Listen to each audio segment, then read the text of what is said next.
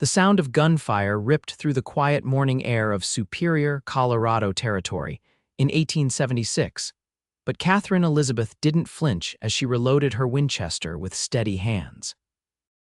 Spectators gathered at the shooting competition murmured in shock not because she had just outshot 3 men, but because a woman had dared to enter at all.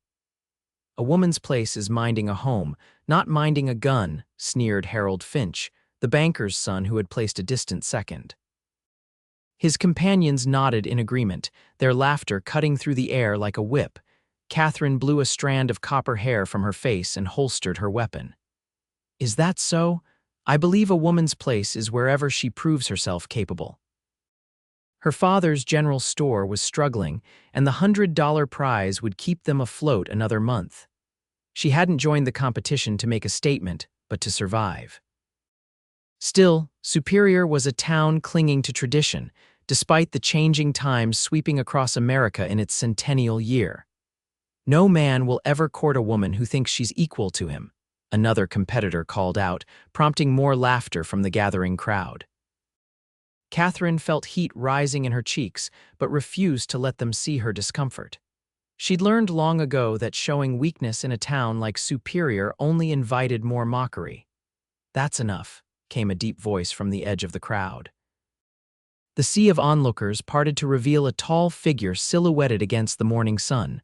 Ryker Turner stepped forward, the silver sheriff's star on his chest catching the light. He was new to Superior, having arrived only 3 months prior when the previous sheriff retired. At 32, he carried himself with the quiet confidence of a man who'd seen his share of troubles. "The lady won fair and square," Ryker continued, his gray eyes steady as he surveyed the grumbling men. "Pay her what she's due." Harold reluctantly handed over the money, deliberately dropping a few coins in the dirt. As Katherine knelt to retrieve them, the whispers started again, too bold for her own good.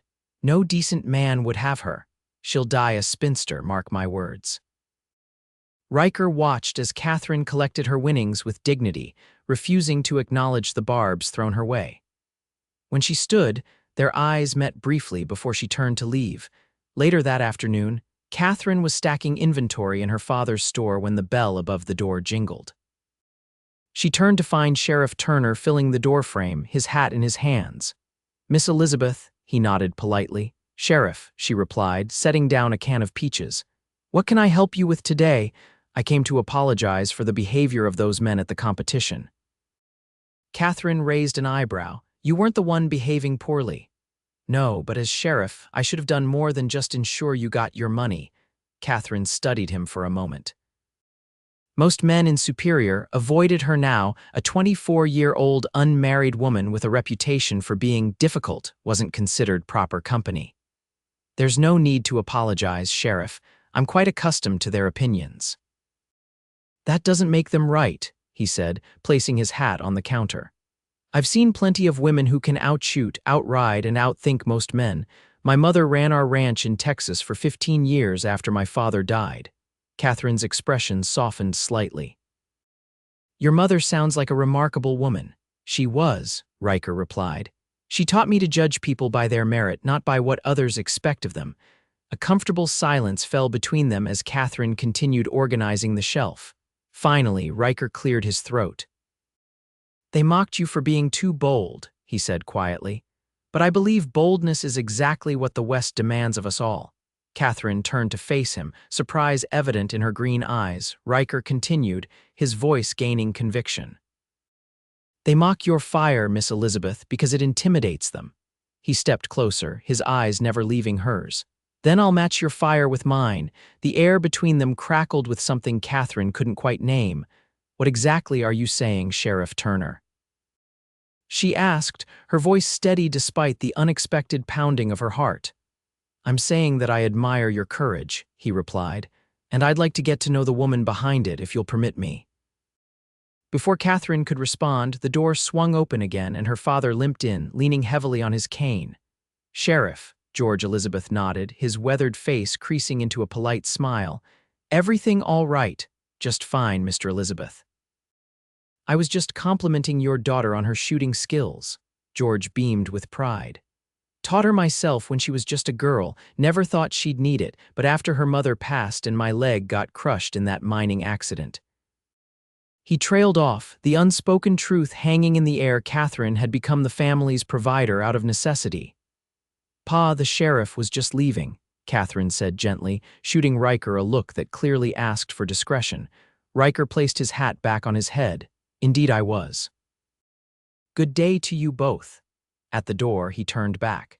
"Miss Elizabeth, I hope you'll consider my invitation to Sunday dinner after church. Mrs. Henderson has been asking me to bring a guest." Katherine knew Mrs. Henderson, the widow who served as the town's unofficial matchmaker. She narrowed her eyes slightly at Ryker's tactic but found herself nodding. "I'll consider it, Sheriff." After he left, George Elizabeth chuckled. "Well now, that's interesting." Katherine busied herself with inventory. "It's just dinner, Pa." "With a good man who didn't seem the least bit bothered by your shooting display this morning," George pointed out. "Do you know how rare that is in these parts?" Katherine sighed. "He's the sheriff. He's supposed to be diplomatic." "That wasn't diplomacy I saw in his eyes, Katherine." Her father hobbled toward the back room. "That was admiration." Katherine watched him go, then turned her gaze to the street outside where Ryker Turner was mounting his horse. For a brief moment, their eyes met through the window, and he tipped his hat before riding away. Sunday came more quickly than Katherine anticipated. She found herself standing before her small mirror, adjusting the simple blue dress that brought out the auburn highlights in her hair. It had been her mother's, carefully preserved and rarely worn. "You look beautiful," her father said from the doorway of her bedroom. "It's just dinner," Katherine repeated, though she couldn't explain the flutter of nervousness in her stomach. The church service passed in a blur, and Katherine was acutely aware of Ryker sitting 3 pews ahead, his broad shoulders straight as he listened attentively to Reverend Miller's sermon. When the service ended, he was waiting outside, looking uncharacteristically nervous. "You came," he said simply. "I said I would consider it," Katherine replied with a small smile. "I've considered." Mrs. Henderson's house was at the edge of town, a comfortable cottage surrounded by a well-tended garden. The widow welcomed them warmly, though Katherine couldn't miss the knowing glint in the older woman's eyes. Dinner was a pleasant affair, with Mrs. Henderson regaling them with stories of Superior's early days. Katherine found herself relaxing, especially when Ryker shared tales of his time as a Texas Ranger before coming to Colorado. "What brought you to Superior?" Katherine asked as they enjoyed apple pie for dessert. A shadow briefly crossed Ryker's face. "I was ready for something quieter," he said, though Katherine sensed there was more to the story. After dinner, Mrs. Henderson insisted they take advantage of the pleasant evening with a walk, all but pushing them out the door with promises to have coffee waiting upon their return. They strolled in comfortable silence for a while, the setting sun painting the mountains in hues of gold and purple. "You're shooting," Ryker finally said. "Where did you learn to be so accurate?" Katherine smiled. "Pa wasn't exaggerating, he did teach me young." Said a girl should know how to defend herself. Her smile faded. "After the accident, I practiced every day. Hunting became necessary, not just a skill.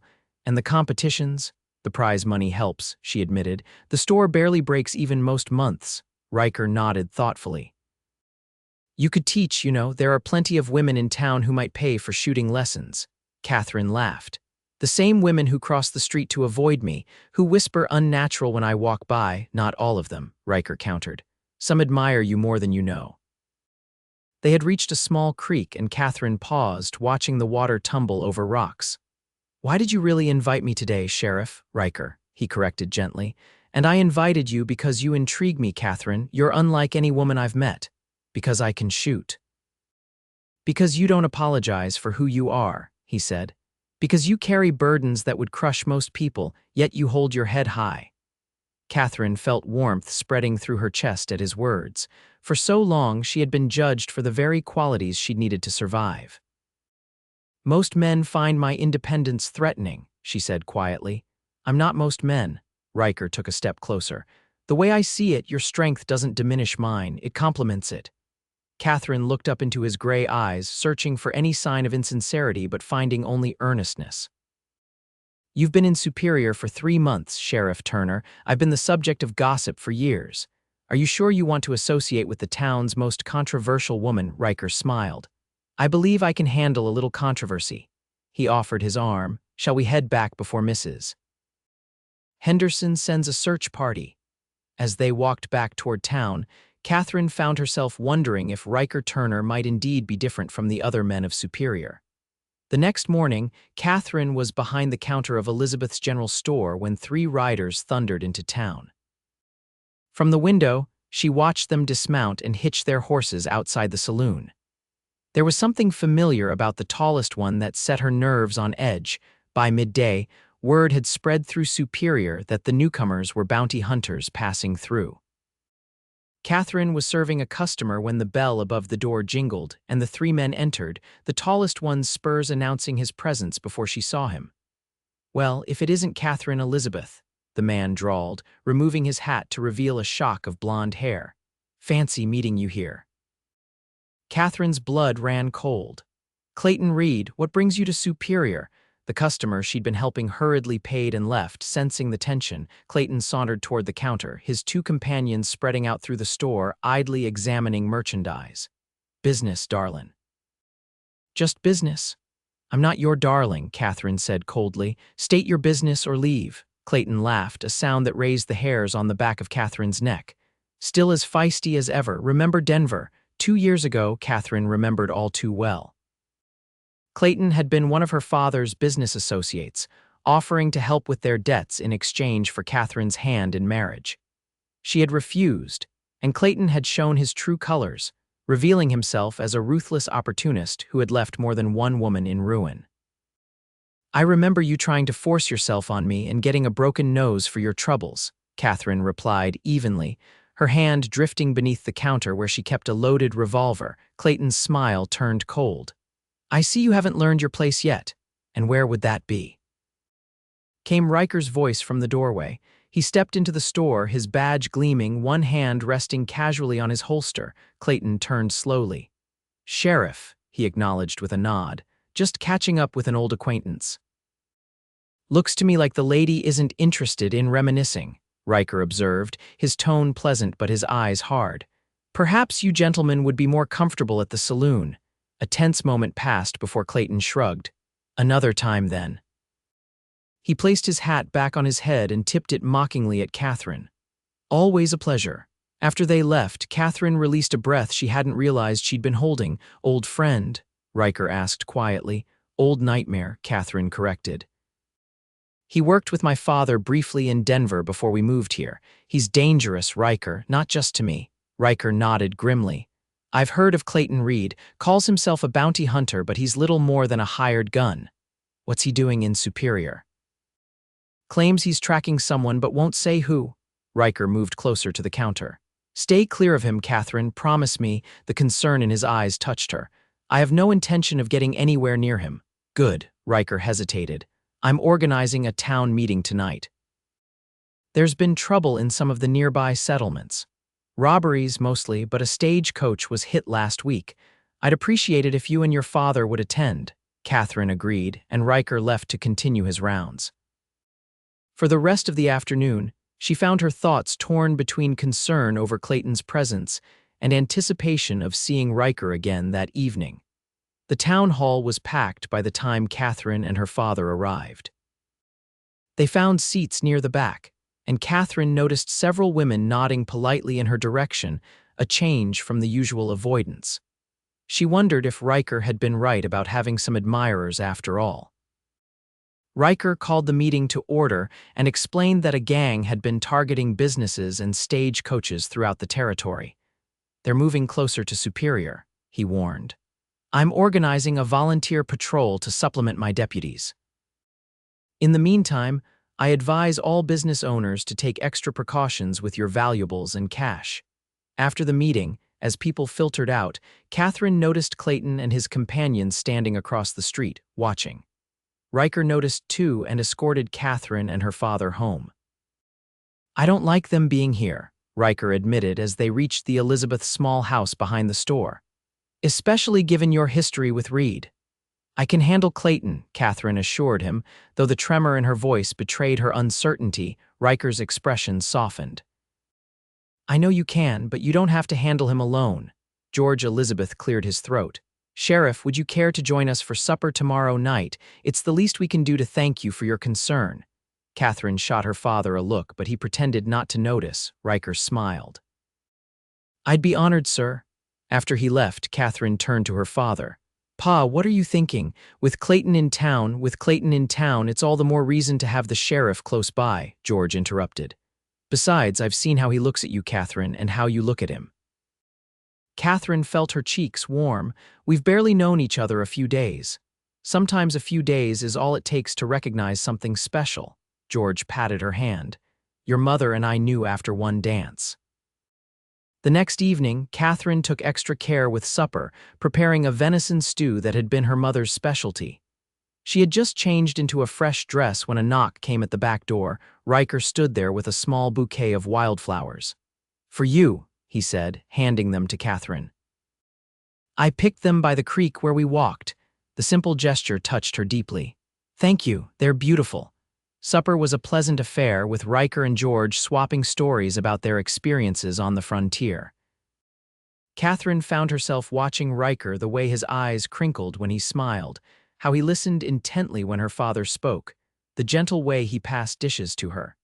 After the meal, George excused himself, claiming fatigue but winking at Katherine when Ryker wasn't looking.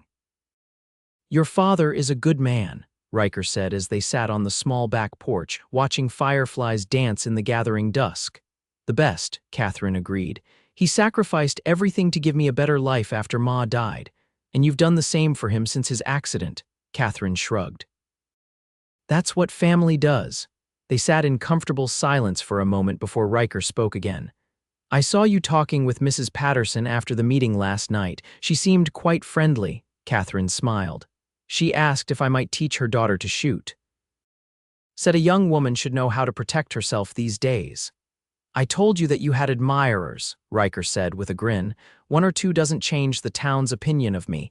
Opinions can change, Katherine. Ryker reached out tentatively and took her hand.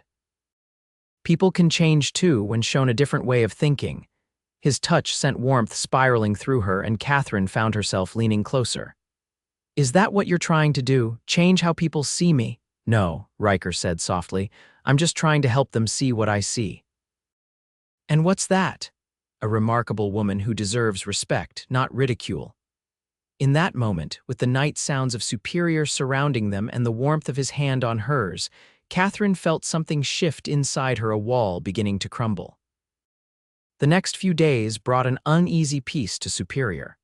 Clayton and his companions remained in town, spending most of their time at the saloon, but making a point to walk past the general store at least once a day.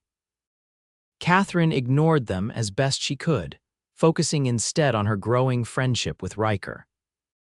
Each evening, he would stop by the store before closing, sometimes bringing small gifts, a ribbon for her hair, a book he thought she might enjoy, once even a small leather holster custom made by the town's saddle maker to fit her smaller frame. For your protection, he'd said, his eyes serious. Until we know what Reed is really doing here. Word of their budding relationship spread through Superior like wildfire. Some, like Mrs. Henderson and the Pattersons, seemed delighted. Others, particularly Harold Finch and his circle, were less approving. Lowering himself to court that unnatural woman, Katherine overheard Harold saying outside the barbershop. Sheriff's badge must have gone to his head. She pretended not to hear, but the words stung nonetheless. That evening, when Ryker came by, she was quieter than usual. What's wrong? He asked as they walked along the creek that had become their favorite spot. Katherine hesitated, then decided on honesty. People are talking, Ryker, about you spending time with me. Ryker stopped walking and turned to face her. Let them talk. It could affect your position as sheriff. The town council can mind their own business, Ryker interrupted. Katherine, I've been shot at by outlaws, chased by Comanche, and survived a Texas summer. Do you really think I care what Harold Finch and his cronies have to say about who I choose to court? The word court hung in the air between them. They hadn't put a name to what was developing between them until now. Is that what you're doing? Katherine asked softly. Courting me, Ryker stepped closer, his eyes holding hers. Yes, if you'll allow it. Catherine's heart raced. Even knowing my reputation, the scandal it might cause, especially because of that, Ryker said firmly. You've been judged unfairly for too long, Katherine, all for having the courage to be yourself in a world that tries to force women into tiny boxes. He reached up to tuck a strand of hair behind her ear, his touch gentle. I admire your fire, your determination, your skill, but most of all, I admire your heart. Catherine's breath caught as Ryker leaned down slowly, giving her every chance to pull away. When his lips touched hers, gentle and questioning, she felt as though the ground had shifted beneath her feet. She responded tentatively at first, then with growing confidence as his arms encircled her. When they finally broke apart, both slightly breathless, Katherine saw something in Ryker's eyes that made her feel truly seen for the first time in years. I think I'm falling in love with you, Katherine Elizabeth, he whispered, bold spirit and all. Catherine's response was cut short by the distant sound of gunfire from the direction of town. They both tensed, listening. That came from Main Street, Ryker said, already reaching for his gun. Stay here. Not a chance, Katherine replied, drawing her own revolver from its new holster. I'm coming with you. Ryker looked like he wanted to argue but nodded instead. Stay behind me. They raced back toward town, where a crowd had gathered outside the bank. As they pushed through, Katherine saw Clayton Reed and his men mounting their horses, saddlebags bulging. Stop right there, Reed, Ryker called out, his gun trained on Clayton. Clayton turned with a smirk. Sheriff Turner, wish I could stay and chat, but we've got places to be. He nodded toward the bank, where the door hung open. Your banker friend put up quite a fight, shame about his arm. Katherine pushed past Ryker toward the bank, where she found Harold Finch SR, the bank owner, clutching a bleeding arm while his son tried to stem the flow. They took everything, Harold Jr. said, his face pale with shock. The mining payroll, the deposits, everything.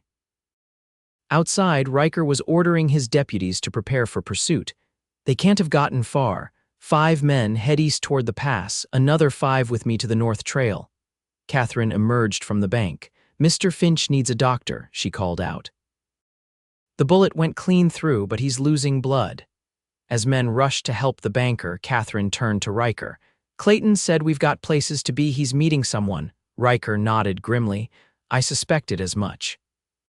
He's not just a bounty hunter, he's part of the gang that's been hitting towns in the territory. He touched Catherine's arm. I need to go after them. I know, she said. Be careful, Ryker. Clayton's dangerous when cornered. Their eyes held for a moment before Ryker mounted his horse and led his men out of town. Katherine watched them go, fear clutching at her heart. The next few hours were the longest of Catherine's life. She helped Dr. Miller tend to Mr. Finch, then returned to the store to find her father agitated. They'll be after the store next, George said, checking his shotgun. With the sheriff and half the men in town gone were easy pickings. Clayton's headed for the hills with the bank money, Katherine reassured him. He won't be back tonight. But as darkness fell, Katherine wasn't so sure. She sent her father to bed and kept watch downstairs, her rifle across her lap. Around midnight, she heard horses approaching, too many to be just Ryker and his men returning, peering through the window. Katherine saw at least a dozen riders entering the far end of town. They moved with purpose, splitting into smaller groups and heading toward different businesses. She quickly woke her father. Pa, there's trouble. More of Clayton's gang. Get to the back room and stay low. George grabbed his cane and shuffled toward the back. What about you? I'm going to warn the others, Katherine said, already pulling on her boots. The church bell will wake the town. Before George could protest, Katherine slipped out the back door and into the alley. She moved silently through the shadows, avoiding the mounted men who were now positioning themselves throughout Superior. The church was 3 blocks away, and she made it halfway before a rough hand grabbed her arm and yanked her into the space between 2 buildings. Well, Clayton's voice hissed in her ear. If it isn't the bold Miss Elizabeth playing hero. Katherine struggled against his grip. Let me go, Clayton. Not a chance, he growled. Your sheriff and his men are on a wild goose chase miles from here while my associates and I help ourselves to what Superior has to offer. His grip tightened painfully. Starting with you, Katherine's training took over. She stomped hard on Clayton's instep, then twisted in his slackened grip and drove her elbow into his solar plexus. He doubled over, gasping, and she took off running toward the church. She made it to the church steps before Clayton's bullet splintered the wood beside her foot. Katherine froze. "Next one won't miss," Clayton called from the street, his gun trained on her. "Step away from the door, Katherine." Katherine turned slowly, her mind racing. The church bell was just inside, but Clayton would shoot her before she could reach it. "What do you want, Clayton?" she asked, playing for time. "The bank's already empty." Clayton approached, his limp barely noticeable in the darkness. "The bank was just the beginning. By morning this town will be picked clean." He smiled coldly. "And you're coming with me when we leave. Consider it payment for that broken nose in Denver." A gunshot rang out and Clayton jerked backward, clutching his shoulder. Katherine spun to see Ryker emerging from the shadows beside the church, his gun still raised. "Step away from her, Reed," he ordered, his voice deadly calm. Clayton recovered quickly, diving behind a water trough as more shots erupted throughout town. Katherine ran to Ryker's side. "How did you know?" she asked as they took cover behind the church wall. "We found one of Reed's men trying to create a false trail," Ryker explained, reloading his revolver. "I left most of my men to continue the pursuit but doubled back with a few others." He glanced at her. "I had a feeling he might come back for you." Before Katherine could respond, bullets thudded into the wall above them. Clayton had been joined by two more of his gang. "We're pinned down," Ryker muttered, "but my deputies should be engaging the others by now." Sure enough, the sounds of gunfire were spreading throughout Superior as the town woke to the danger. "The bell," Katherine said suddenly. "If I can reach it, the whole town will know what's happening." Ryker shook his head. "Too dangerous, they're watching the door." Katherine peered around the corner of the building. "There's a window on the side. If you provide covering fire, I can make it." Ryker looked like he wanted to argue but nodded instead. "On my signal run, I'll keep them busy." He stepped out from cover and fired rapidly, forcing Clayton and his men to duck. Katherine sprinted for the side window, bullets kicking up dirt at her heels. She reached the window, smashed it with the butt of her revolver, and climbed inside. The church was dark and silent as she made her way to the bell rope. Outside, the gunfire had intensified. Katherine grabbed the rope and pulled with all her might, setting the bell into motion. The deep, resonant tones echoed through the night, a call to arms for the people of Superior. Katherine continued ringing, even as she heard boots on the church steps and the door burst open. Clayton stood in the doorway, blood staining his shirt from his shoulder wound, his face contorted with rage. "You just don't know when to quit, do you?" he snarled, raising his gun. A shot rang out and Clayton staggered forward. Ryker stood behind him, his expression grim. "Drop it, Reed, it's over." For a moment it seemed Clayton might comply, then he spun suddenly, firing at Ryker. Katherine screamed as Ryker fell, but he rolled and returned fire. Clayton crashed into a pew, his gun clattering to the floor. Katherine ran to Ryker, helping him to his feet. Blood soaked his left side, but he waved off her concern. "Just a graze, check Reed." Clayton was still breathing, but the wound in his chest was severe. His eyes found Katherine's, hatred giving way to resignation. "Still too bold for your own good," he gasped. "Should have known better than to come back for you." By dawn, the fighting had ended. Clayton's gang had been outnumbered once the town awoke, and most had either fled or been captured. Dr. Miller's office was overflowing with the wounded, including Ryker, who sat patiently as the doctor stitched his side. Katherine waited outside, exhaustion finally catching up with her as the adrenaline faded. When Ryker emerged, his torso wrapped in bandages, she rose to meet him. "Clayton?" she asked quietly. "Didn't make it," Ryker replied. "4 of his gang dead, 6 captured, the rest scattered." Katherine nodded, relieved it was over but troubled by the loss of life. "And the town?" "Some damage to buildings, a few injuries, but no townspeople killed." Ryker winced as he adjusted his shirt. "Thanks to you and that church bell." A small crowd had gathered around them, including Harold Finch Jr. and several other men who had previously been among Katherine's most vocal critics. "Miss Elizabeth," Harold said, stepping forward, "I owe you an apology. If you hadn't raised the alarm when you did." He trailed off, looking genuinely contrite. Well, many of us might not be standing here now. Murmurs of agreement rippled through the crowd. Mrs. Patterson pushed forward with her daughter in tow. My Emma still wants those shooting lessons, if you're willing. Seems a sensible skill for a young woman to have these days. Katherine was speechless at the sudden change in attitude. Ryker squeezed her hand gently. Told you opinions can change, he murmured. The following weeks brought a gradual return to normalcy for Superior. The bank reopened with funds sent from Denver, businesses repaired their damaged storefronts, and Clayton Reed's surviving gang members were transported to the territorial prison.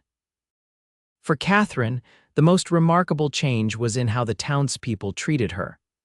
Where once there had been whispers and crossed streets, now there were smiles and invitations to social gatherings.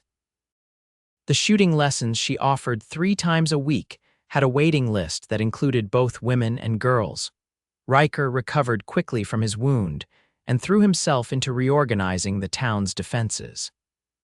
He enlisted Katherine's help in training a volunteer militia, much to the approval of the town council who had witnessed her courage firsthand during the raid.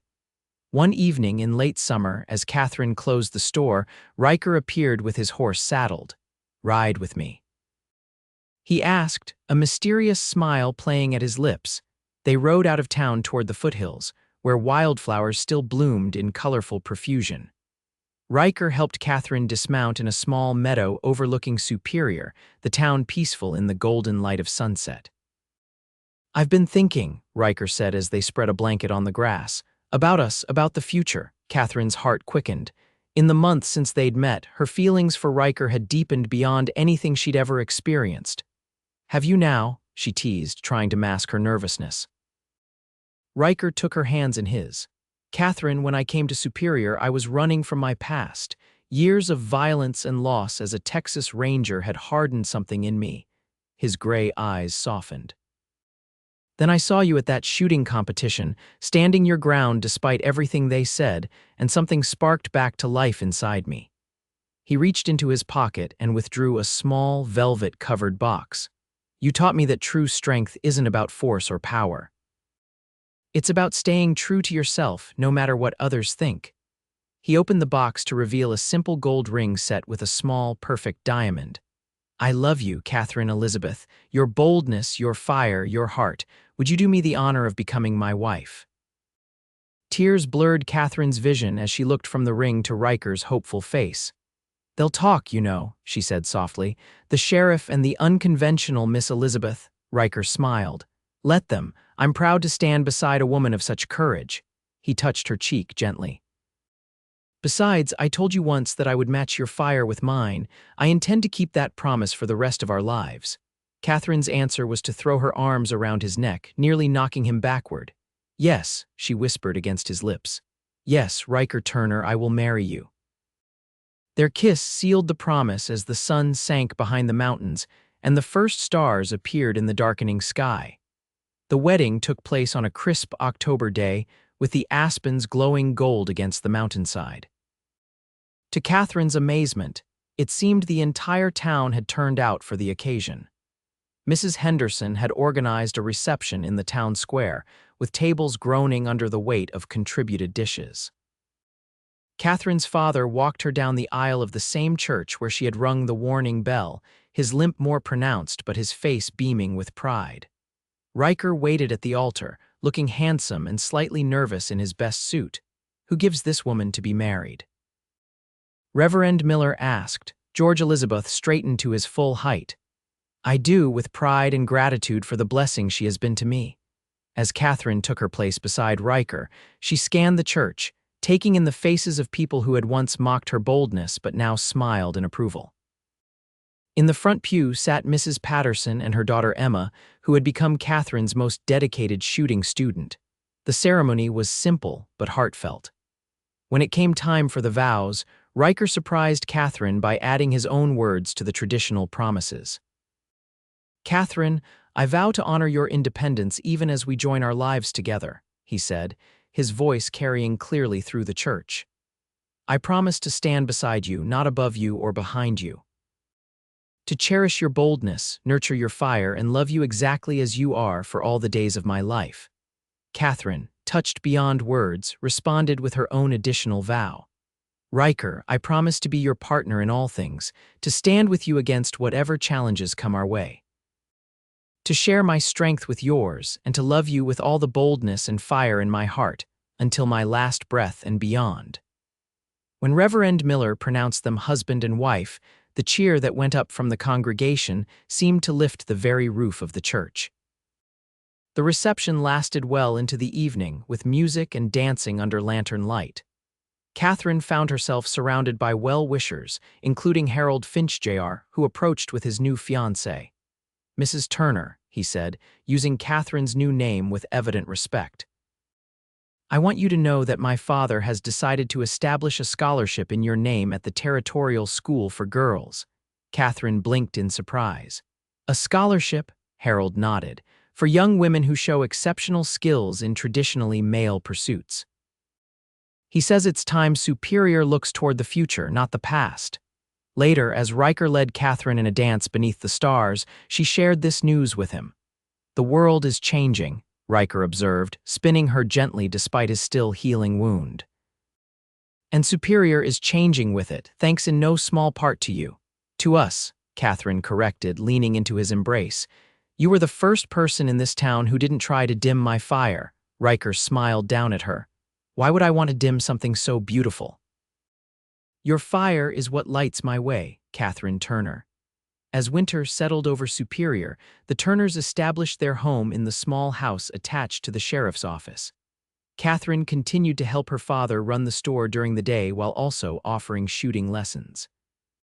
In the evenings, she would often join Ryker on his rounds, the townspeople growing accustomed to seeing the sheriff and his wife riding side by side. When spring arrived, bringing new growth to the mountains, Katherine discovered she was expecting their first child. Ryker's joy was boundless, though he fretted over Katherine's continued activities. The doctor says I'm healthy as a horse, Katherine assured him one evening as they sat on their porch, and I've promised to stop the shooting demonstrations for now. Ryker placed his hand on the gentle swell of her stomach. I just worry about you both. That's what husbands do, I'm told, Katherine teased, but this baby is half mine, which means it's already twice as stubborn as the average child. As her pregnancy progressed, Katherine found herself surrounded by a community that had once held her at arm's length.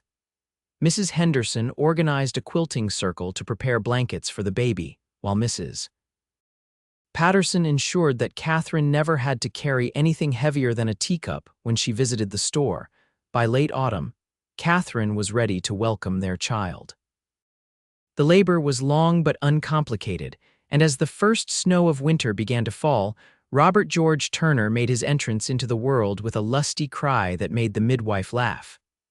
A strong son, she pronounced, placing the swaddled infant in Katherine's arms. With lungs to match his mother's spirit, Ryker, who had paced outside throughout the ordeal, entered the bedroom with awe on his face. When Katherine placed their son in his arms, tears slid unashamedly down his cheeks. He's perfect, Ryker whispered, like his mother. Life settled into a new rhythm for the Turners. Little Robbie, as he came to be called, grew into a curious, adventurous toddler with his father's gray eyes and his mother's determination. By his second birthday, he was already trying to climb onto horses and asking to hold Katherine's unloaded rifle. Just like his mama, George Elizabeth would chuckle when he visited. Now mostly confined to a wheelchair, he delighted in his grandson's antics and doted on the boy shamelessly. Superior continued to grow and change. The railroad finally reached them in 1880, bringing new opportunities and challenges. Ryker was re-elected sheriff by unanimous vote, his fair-minded approach to law enforcement respected by all. Katherine expanded the general store to include a section dedicated to women's practical needs, including modified riding gear and properly fitted firearms. Her shooting classes had become so popular that she hired an assistant, a young woman named Clara who had been one of her first students. In the spring of 1881, the Turners welcomed a daughter, Elizabeth Rose, called Ellie for short. Unlike her boisterous brother, Ellie was a quiet, thoughtful child who observed the world with serious blue eyes that matched her mother's. She may be quiet, Ryker noted one evening as they watched 4-year-old Robbie racing around the yard while Ellie sat contentedly in Catherine's lap. "But I see that same fire in her eyes. She's watching, learning, planning." Catherine laughed. "Heaven help Superior when these two are grown." As the years passed, the story of how Sheriff Turner and the bold Miss Elizabeth had fallen in love became something of a legend in Superior. Young couples would walk along their creek, hoping some of the Turners' happiness might rub off on them. Children would play at being the brave lady who rang the church bell to save the town from outlaws. On their 10th anniversary, Ryker surprised Katherine with a trip to Denver, leaving the children in the capable hands of Mrs. Henderson and their newest deputy, a young man who had once been one of Katherine's shooting students. In their hotel room, after a night at the theater, Ryker presented Katherine with a silver locket. Inside was a tiny, perfect photograph of their family Ryker, Katherine, Robbie, and Ellie, with George in his wheelchair beside them. 10 years, Katherine marveled, fastening the locket around her neck. "Sometimes I can hardly believe how much has changed since that shooting competition." Ryker drew her into his arms. "You know what hasn't changed? How my heart still races when I see you teaching our children to ride, or when you outshoot every man in the county at the fair." He kissed her softly.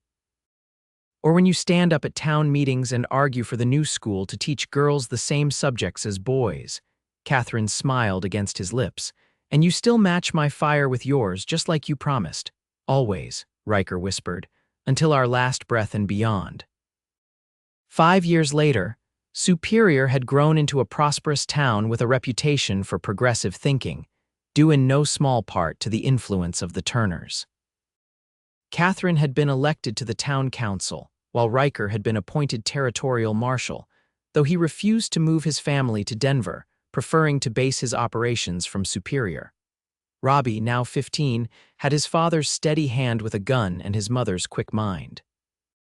He worked as a messenger for the telegraph office after school, saving for the college education both his parents insisted he would have. Ellie, at 11, had blossomed into a voracious reader who spent hours in the town's new library, which Katherine had helped establish. She had also inherited her mother's marksmanship, winning the children's division of the county shooting competition to Robbie's proud chagrin. On a warm summer evening in 1896, the Turners gathered on their expanded porch, now part of a comfortable house on the edge of town, with room for horses and a small target range. George Elizabeth, now in his 70s but still sharp of mind, was regaling his grandchildren with the story of how their parents had met. "And then the sheriff said, 'They mock your fire because it intimidates them. Then I'll match your fire with mine,'" George recounted, winking at Ryker. "Smoothest line I ever heard," Ryker laughed. "It wasn't a line, I meant every word." Katherine, her copper hair now threaded with silver, leaned against her husband's shoulder. "And have you regretted it, matching your fire with that of the town's most scandalous woman?" Ryker turned to face her, the love in his eyes as strong as it had been 20 years before. "Not for a single moment. Your fire has warmed our home, forged our family, and helped shape this town into something remarkable." He took her hand, his thumb brushing over the wedding band he had placed there 2 decades ago. "Every day with you has been a blessing, Katherine Turner." As the sun set behind the mountains, painting the sky in fiery hues that matched the spirit of the woman who had dared to be bold in a time that demanded conformity, Ryker and Katherine shared a smile that spoke of promises kept, and a love that had only grown stronger with each passing year. Their children groaned good-naturedly as Ryker pulled Katherine in for a kiss, but George Elizabeth simply smiled, remembering a young woman who had once stood alone against the judgment of an entire town and the sheriff who had seen not scandal, but strength in her boldness. In the years that followed, the legend of Katherine and Ryker Turner would be passed down through generations in Superior. It would be told to young girls who doubted their own strength and to young men who needed to learn what true partnership meant. It would remind the town that sometimes the most beautiful flames are those that burn together, neither diminishing the other, but creating a light bright enough to show the way forward into a new era. And in that legend, There would always be the moment when a courageous woman stood her ground despite mockery, and a wise man recognized that her fire was not something to be feared or extinguished, but matched with his own, creating a bond that could withstand any challenge and light the darkness for all who followed.